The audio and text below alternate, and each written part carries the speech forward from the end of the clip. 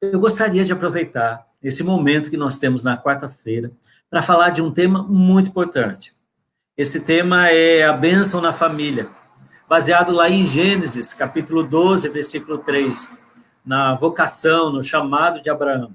Quando Deus chama Abraão, separa ele e diz que nele, e diz assim, em ti serão benditas todas as famílias da terra. E bênção e família são dois temas muito importantes na Bíblia, e ao mesmo tempo que tem uma ligação muito profunda. Por isso que a gente vai falar de bênção e a gente vai falar de família, porque são coisas que nós precisamos muito agora, muito mais nesse tempo. Precisamos tanto de bênção como de uma família, que nos dê um suporte, um apoio, que nos dê aquela base que precisamos para enfrentar os desafios diários. E para isso precisamos tanto da bênção como da família. E eu gostaria de começar falando um pouco de bênção, né? Essa palavra que no Antigo Testamento vem da palavra beraca, que pode significar tanto uma bênção como prosperidade, louvor a Deus, presente, um acordo de paz, e que essa palavra no Novo Testamento é a palavra eulogia, que pode significar louvor, gratidão, invocação de bênção, consagração, benefício e outros. Mas a gente vai, nesse mês, né, desse tema, trabalhar um pouco naquilo que significa bênção na prática, propriamente, e como a palavra bênção pode nos abençoar, para termos uma vida em família, feliz, estruturada, na presença do Senhor, e prontos para desfrutar tudo aquilo que Ele tem. Como diz a Bíblia, Deus sabe os pensamentos que tem a nosso respeito, que são pensamentos de paz e prosperidade, para que a gente possa ir bem em nossas vidas. E por isso esse tema é muito importante. Existem alguns versículos, passagens bíblicas que têm um tom muito dramático. Para mim, uma das passagens mais dramáticas que existem é aquele texto que está lá em Gênesis, capítulo 27. Todo mundo se recorda quando Isaac, o patriarca Isaac, já está chegando no fim dos seus dias, uma idade bem avançada, já estava cego, e aí, então, ele resolve abençoar o seu filho primogênito. Na verdade, ele tinha gêmeos, ele tinha Esaú e Jacó. Esaú nasceu primeiro e Jacó nasceu segurando o calcanhar de Esaú. Por isso, o nome de Jacó significa usurpador. Mas é nesse momento, um momento decisivo, talvez o momento mais primordial da vida deles, quando o primogênito receberia a bênção. E bênção, na cultura judaica da época, não é apenas uma palavra ou uma bênção espiritual, mas significava também a herança, significava o legado e a responsabilidade deixada do pai para o filho mais velho. E aí, então, a gente vê nesse momento, né, assim, tão importante e crucial, a gente vê que Rebeca, a mãe dos filhos, acaba favorecendo Jacó, o segundo, para que ele coloque a roupa do irmão mais velho, para que ele fique com o cheiro do irmão mais velho, e para que ele possa ludibriar o pai, se fingindo, se passando por Esaú, e possa receber a bênção. É assim que ele faz. E o plano dá certo. E Jacó acaba recebendo essa bênção que é tão importante. Mas o ponto dramático que eu vejo nesse relato está lá no versículo 34, que diz assim: quando Esaú ouviu as palavras de seu pai, ou seja, quando Esaú descobre o plano arquitetado pelo seu irmão e percebe que o pai deu todas as bênçãos para o irmão mais novo e que não sobrou nada para ele, então diz ali que quando Esaú ouviu as palavras de seu pai, deu um forte grito e, cheio de amargura, implorou ao pai: abençoa-me também a mim, meu pai. Eu imagino como foi difícil para Esaú, a ponto de ele dar um forte grito Esaú era o irmão acostumado com a caça. Era aquele que tinha uma vida selvagem junto com os animais, que caçava, tinha uma vida ativa ali. E aquilo não foi o suficiente para manter ele de pé. E emocionalmente, ele dá um grito. E esse grito demonstrava uma amargura muito grande e profunda, porque expressava o fato de que ele estava sem a bênção. E ele implora ao pai naquele momento: abençoa também a mim, meu pai. Eu não sei se você já passou por essa situação. Se em momentos da sua vida você sente que falta alguma coisa. E essa coisa talvez tenha sido lá no início da sua vida. Talvez no momento que você nasceu, que você começou a ter uma identidade própria, que você se deu por gente. Talvez aquele momento que você precisava de uma segurança, de um pai que passasse o legado para você, que fizesse esse rito de transmissão, de legado, de autoridade para você, mas você percebeu que faltava isso na sua vida. Hoje em dia, quantos jovens passam por isso? Quantas pessoas sentem necessidade disso? E talvez o clamor profundo, talvez que a gente não consiga ouvir direito, mas que, se você prestar atenção, nada mais é de abençoe também a mim, meu pai. Mas o texto continua. Lá no versículo 38, Esaú diz para o seu pai: meu pai, o senhor tem apenas uma bênção, abençoe-me também, meu pai. Então chorou Esaú em alta voz. Esse é o clamor de um coração que precisa da bênção. E nós sabemos que essa bênção, ela deve começar na nossa casa, pelos nossos pais, pela nossa família. O ambiente seguro, a fortaleza que nós temos nos dias difíceis. O lugar onde nos prepara para a vida, para enfrentar os grandes desafios, os grandes problemas. E é ali, na nossa família, que nós precisamos ser abençoados. Essa bênção faz uma falta muito grande, imensa. E quando nós não temos essa bênção, o sentimento de insegurança, de inadequação, o sentimento de que está faltando alguma coisa. E aqui não é só a questão financeira, dinheiro, mas é aquela bênção paterna que tanto falta e tão importante é para nós.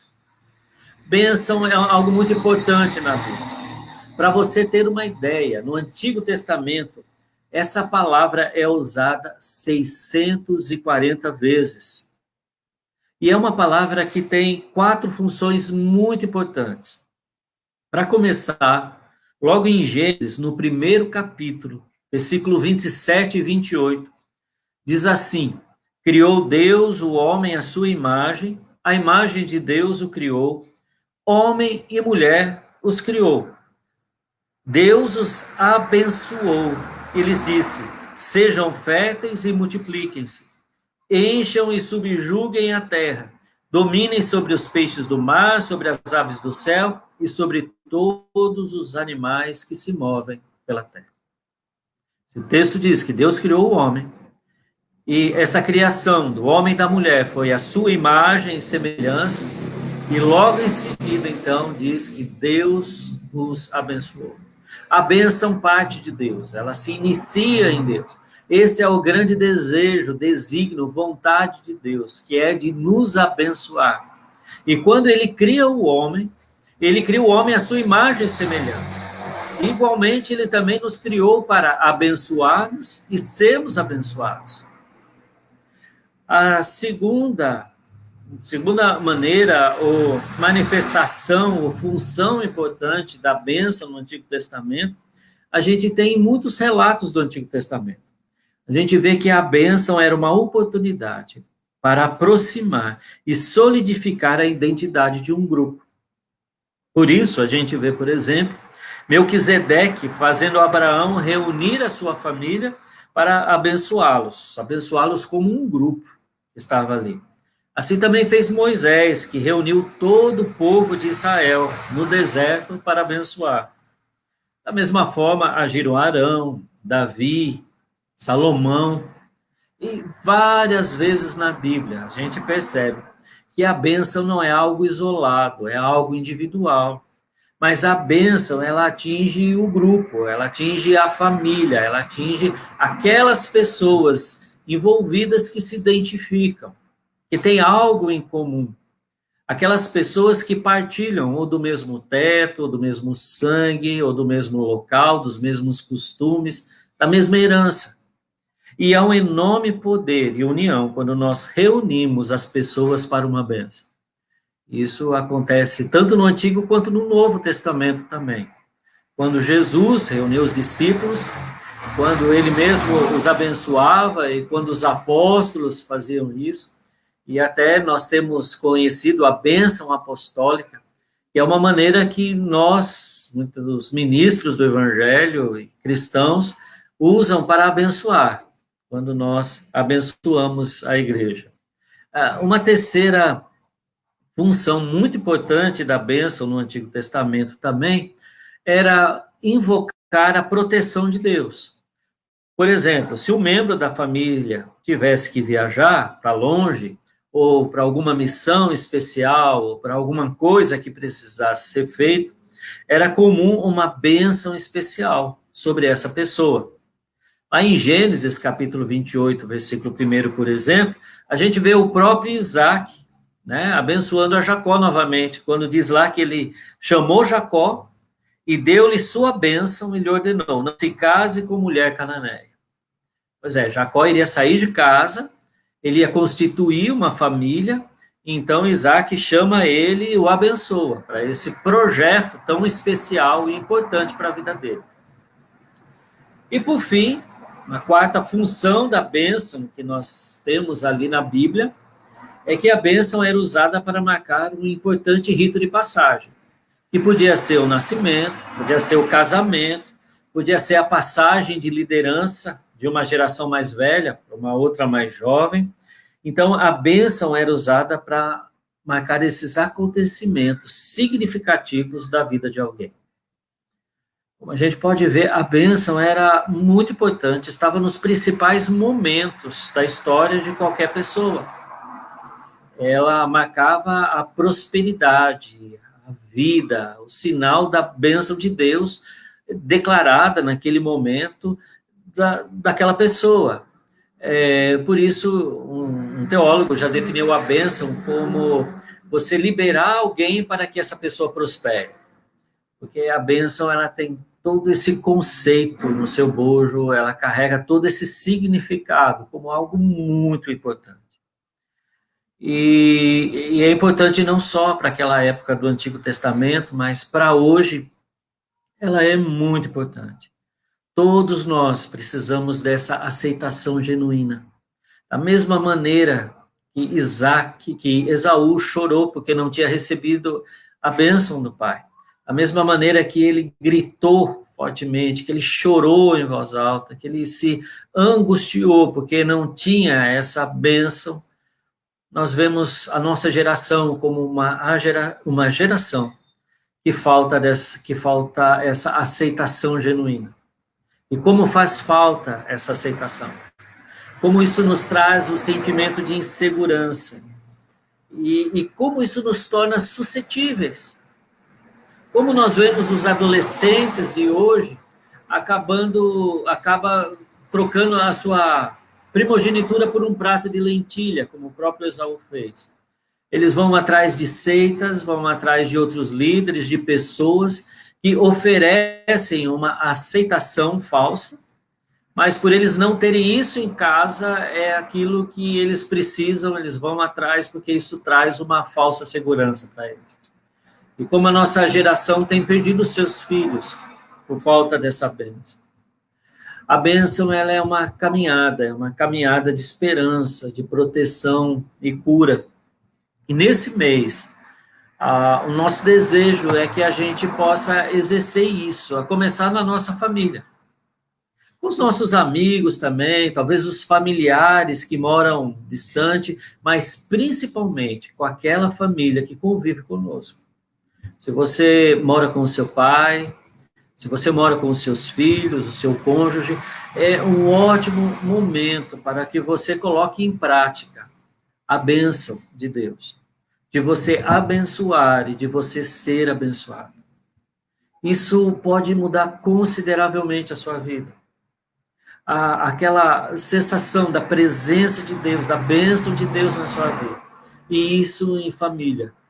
Isso, com certeza, irá trazer uma identidade, um fortalecimento, uma segurança, um sentimento de pertencimento que é fundamental para a nossa vida e que nós precisamos e que você pode colocar em prática neste mês.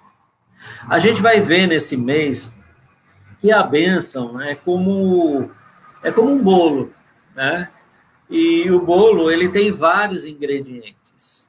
E quando a gente olha no Antigo Testamento, a gente percebe que a bênção também tem vários ingredientes.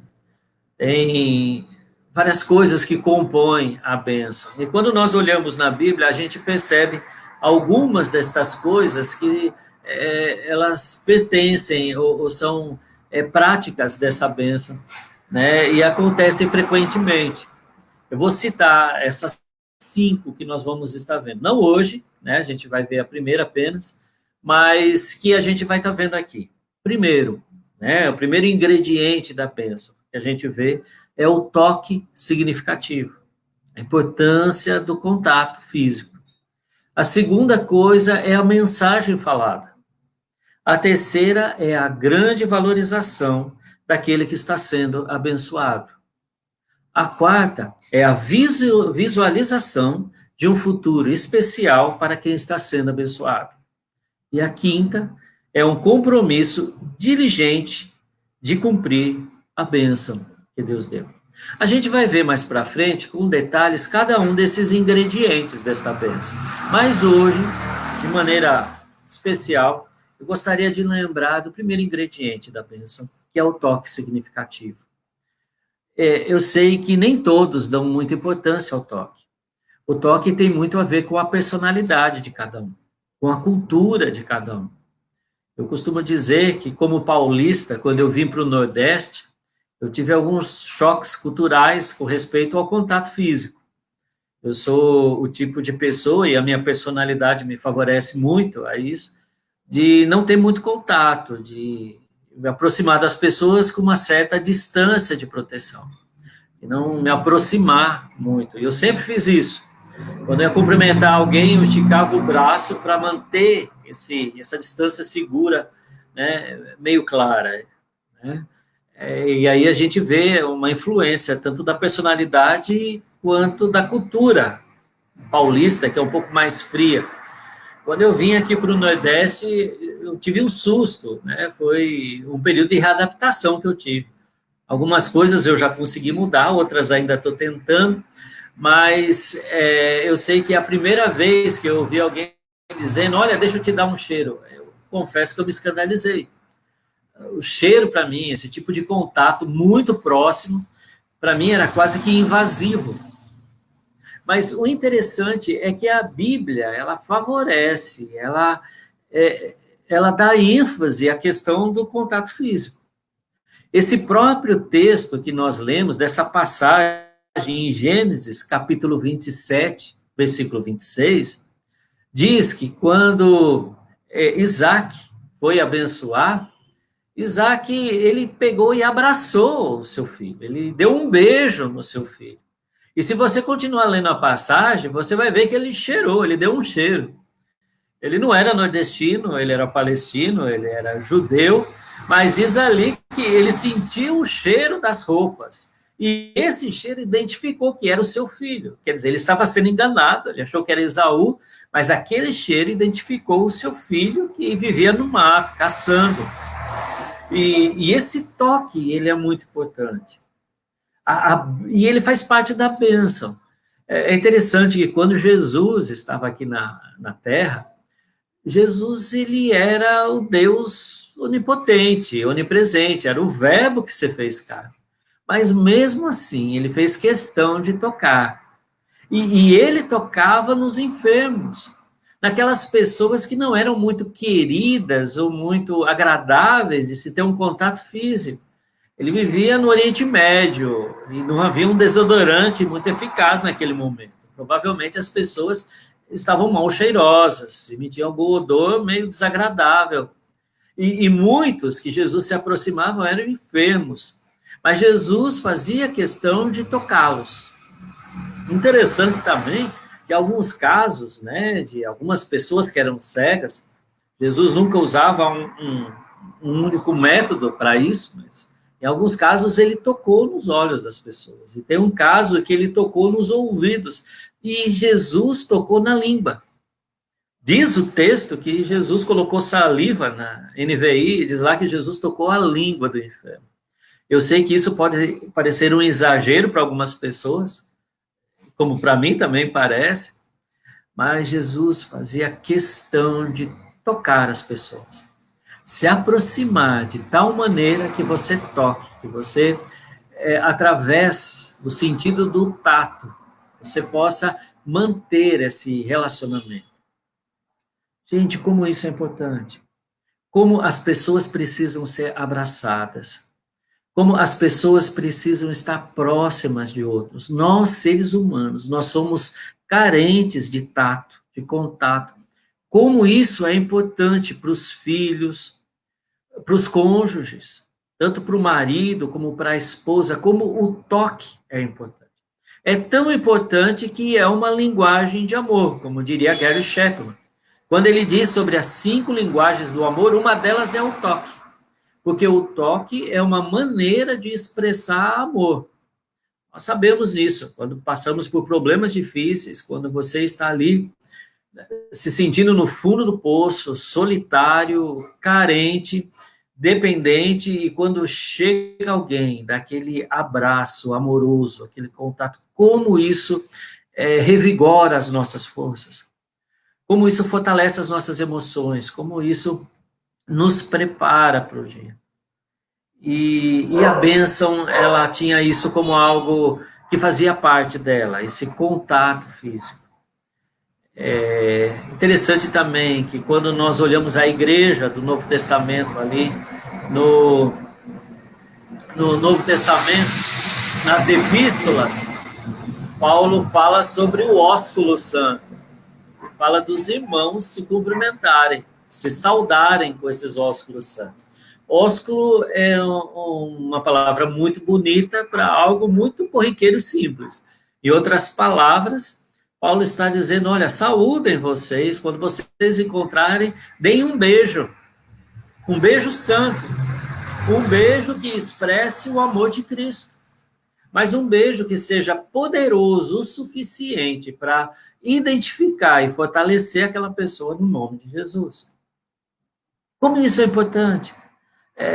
Só aqueles que passaram por essa carência, uma carência saudável, uma carência humana, porque todos nós temos necessidade disso, pode sentir falta disso.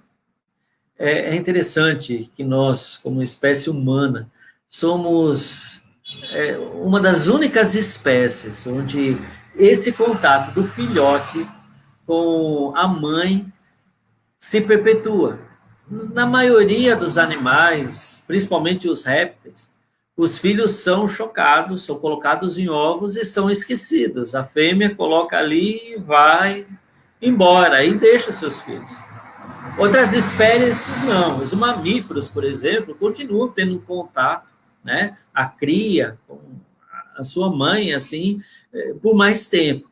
Mas os seres humanos são os únicos que a criança, quando nasce, é totalmente dependente da mãe. Dependente de todos os sentidos. Ela não consegue se locomover se não tiver a presença da mãe. Ela precisa da mãe para proteger, para alimentar, para, principalmente, oferecer carinho, amor, segurança. Como isso é importante para nós, seres humanos. Sabe por quê? Porque Deus nos fez assim. Interessante que todos os animais que Deus criou através da sua palavra. Mas no ser humano, Deus foi o único criatura de Deus, que Deus faz questão de tocar, de formar, de modelar ali um barro. E Deus vai e modela, e faz ali uma obra de arte, para que depois ele se aproximasse dessa obra de arte e assoprasse suas narinas, transmitindo assim o fôlego da vida. Nós temos necessidade. Quando Davi, ali no Salmo 139, relata a maneira maravilhosa que nós fomos criados, o grande milagre, ele diz que quando éramos uma substância informe dentro do ventre da nossa mãe, Deus já tinha contato conosco, ele já conhecia todos os nossos dias. E assim Deus é, mesmo Deus sendo espírito, é o sopro dele que nos mantém de pé, é o espírito que nos impulsiona à direção dele, é o Espírito que nos conduz, que diz, é este o caminho, andai por ele. E é este contato, é essa presença íntima, que é o que nós mais anelamos, que nós mais precisamos. Por isso, nessa semana eu tenho um desafio para você. Até a próxima quarta-feira, você vai começar a desenvolver a bênção na sua família. E o desafio é esse. Toque. Um toque significativo. Abrace o seu filho, coloque as mãos sobre a cabeça dele e diga, meu filho, eu te abençoo. Essa é apenas a primeira lição, a gente vai ver mais para frente o que envolve essa bênção, mas por essa semana isso basta. Comece, exercite, isso é uma prática que você precisa se acostumar.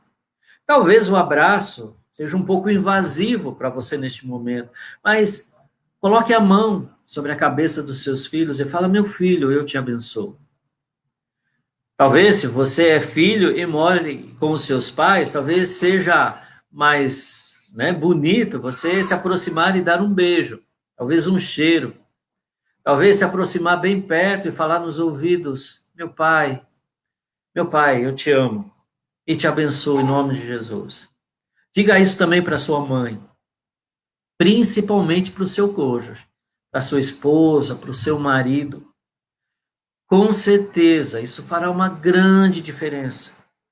Isso vai ser algo muito importante. Isso é o evangelho posto em ação. Isso é você demonstrar o amor de Deus através da bênção de Deus e começando através do toque significativo. Nós vamos orar nesse momento. E eu gostaria de orar por você e por mim para que a gente consiga cumprir esse desafio. Para que a gente consiga fazer essa lição de casa. Para que nessa semana a gente possa ter mais toques significativos, toques abençoadores. Eu sei que talvez para muitos isso realmente é um exercício. Isso vem através de uma determinação, de uma disciplina da sua parte. Se você não está acostumado, por favor, coloque na sua agenda. Marque algum lugar para que você se lembre disso. Talvez, se você marcar um horário, assim, olha, toda vez que meus filhos forem dormir, ou toda vez que eles acordarem, ou na hora do almoço, quando eu encontrar com os meus filhos, ou meu cônjuge, ou os meus pais, eu irei dar esse toque significativo. Mas é importante que você comece. Ainda meio sem jeito, meio desconcertado, mas comece fazendo isso.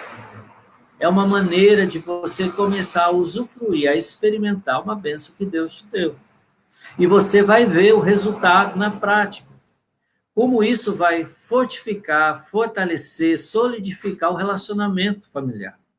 E como isso é importante para nós, como família, como Igreja Batista Videira, e para todos aqueles que estão assistindo e ouvindo nesse momento.